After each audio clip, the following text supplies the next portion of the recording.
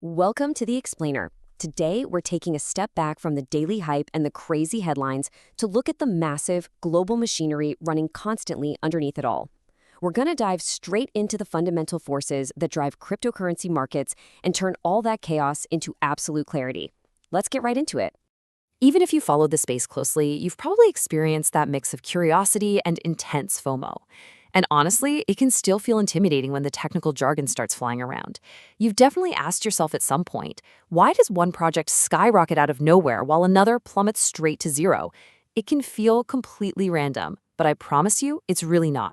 So today, we're going to peel back the layers of the crypto onion. Here is what we're looking at: the digital marketplace, price, volume, and liquidity, the truth about market cap, who moves the market, understanding market cycles, and finally, smart investing. Okay, Section 1, the digital marketplace, a global exchange. Listen, it's absolutely vital to understand the environment we're operating in here. Unlike a physical market that sleeps or traditional stock markets that have strict opening and closing bells, the crypto market is a completely different beast. It connects buyers hoping for a price pump and sellers looking to take profits continuously. Every single day of the year. There are no paper notes exchanging hands. It is a 24/7, 365-day global network. A trader in Nigeria can literally buy Bitcoin while a trader in Japan sells it at the exact same millisecond. And because this market never ever closes, prices are in a constant state of discovery. Moving on to Section 2, price, volume, and liquidity, peeling back the engines. To really understand these engines, we have to start with price. At its core, price is simply the exact amount of money buyers and sellers agree an asset is worth at any specific moment. And it's driven entirely by supply, how much is actually available, and demand, how many people actually want it. It's exactly like a popular concert, where there are only 500 tickets but 5,000 interested fans. When demand vastly exceeds the scarce supply of a coin, the price goes up. Scarcity plays a huge role here. That's exactly why a coin like Bitcoin, which is strictly hard-capped at 21 million coins, attracts so much attention. But here's the thing, price doesn't tell the whole story, not even close. You need trading volume to show you how active a market truly is. Volume is just the total amount of a crypto bought and sold over a specific period, like 24 hours. Think of it like a restaurant. A busy restaurant proves its popularity way better than an empty one, right? If a buddy tells you a new spot is the best in town, but they literally have 2 customers a day, you wouldn't buy it. Volume proves that people are actually showing up and participating. So whenever you're looking at a chart, keep this in mind. High volume means strong interest, way more reliable prices, and much easier transactions. If a price is going up but the volume is super low, man, that is a massive warning sign that the trend probably won't last. Or even worse, it could be artificial manipulation. We call that wash trading. That's an illegal practice where people basically buy and sell an asset to themselves over and over just to create a totally fake illusion of market activity. Now, the final engine here is liquidity. Liquidity measures how quickly you can convert your crypto to cash without suffering from something called slippage. And slippage is brutal. It's basically getting a worse price than you expected.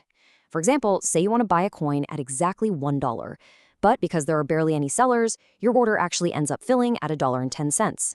Well, you just experienced slippage, all thanks to low liquidity. So the absolute crucial point to take away here is that a good investment isn't just one you can buy easily, it's one you can sell easily the second you need to. It's the difference between cash and a rare antique. High liquidity is just like cash. It's fast, fair, and stable. Low liquidity, though, that's like trying to sell an antique piece of furniture. Sure, it might look super valuable on paper, but finding a buyer is painfully slow, and a single trade can cause massive, entirely unpredictable price swings. All right, Section 3, the truth about market cap. It is time to bust the cheap coin myth.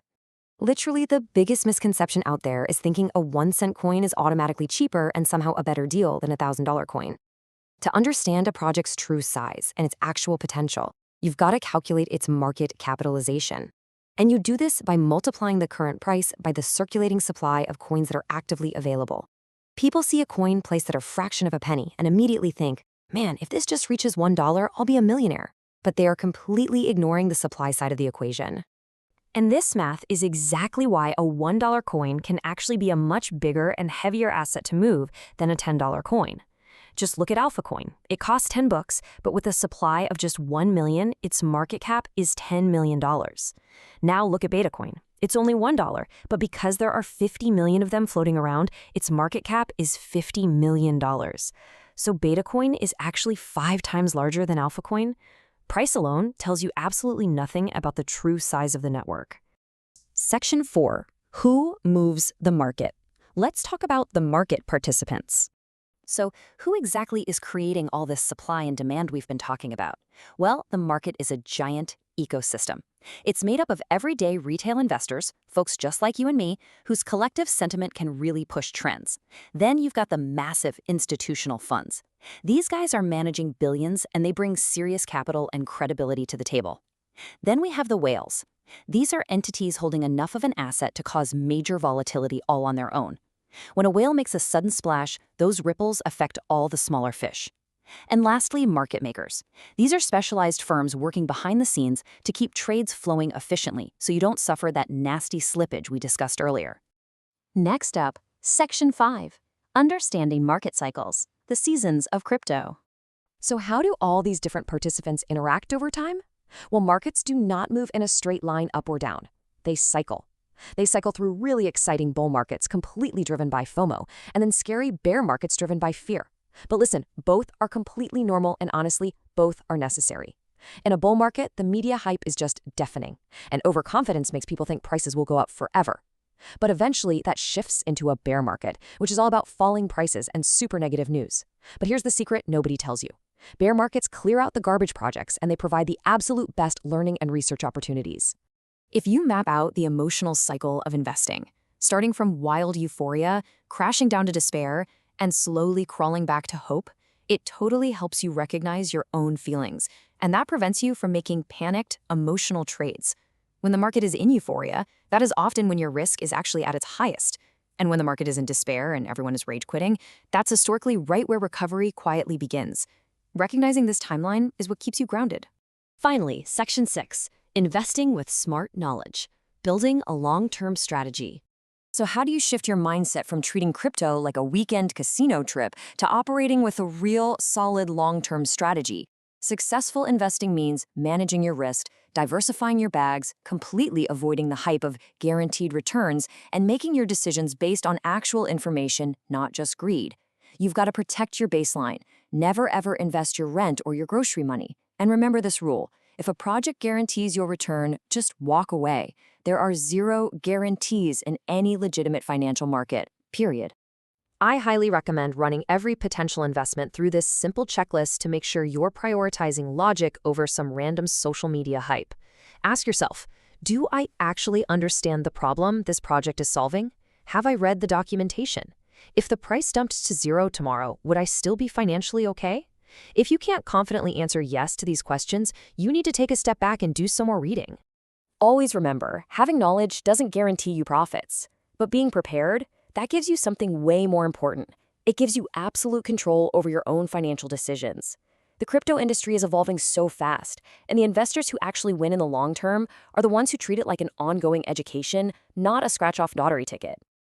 So, now that you're armed with a real understanding of price, volume, liquidity, and market cap, I want to leave you with this final thought to ponder. Are you ready to replace guessing with informed judgment? Take your time, do your own research, and navigate these digital markets with absolute confidence. Thank you so much for joining me on this explainer. Keep learning, stay curious, and I'll see you next time.